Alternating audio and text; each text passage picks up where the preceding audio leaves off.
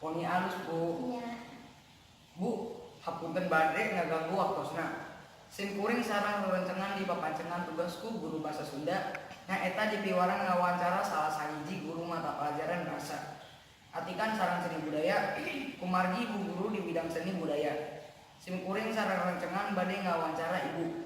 Kumaha ibu Lutfi bade diwawancara ku sim kuring sareng rerencengan. Nya mangga bae terus bade nanya naon? Abdi bade naroskeun ngeunaan kabudayaan Sunda di zaman ayeuna. Nya mangga. Kumaha kumandeng ibu ngeunaan kabudayaan Sunda ayeuna?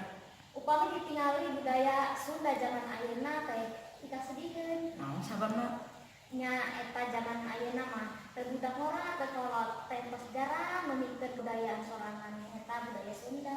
Kebudayaan nu mangrupa naon anu tos dileungitkeun ku masyarakat Sunda. Seperti bahasa, kebiasaan, sopan santun, dan sajabana.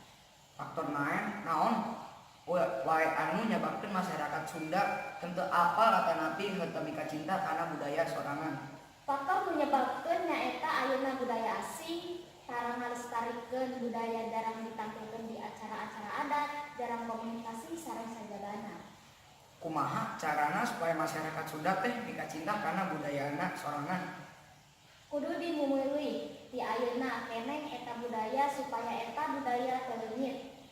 Atanapi dicokot negara lain, dilestarikeun, ditampilkeun dina acara-acara adat, sareng kudu diajarkeun ka rumpun supaya pada mika cinta. Kumaha penegak ibu tentang kelakuan budak zaman ayeuna? Henteu leres sebab budak zaman ayeuna kirang peduli kana dinas sarjabana.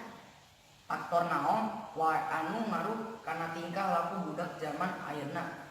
Faktor lingkungan, faktor kalawargi, faktor lingkungan sosial, faktor lingkungan media. Menurut ibu, kemajuan teknologi ngaruh teu kana tingkah laku budak zaman ayeuna?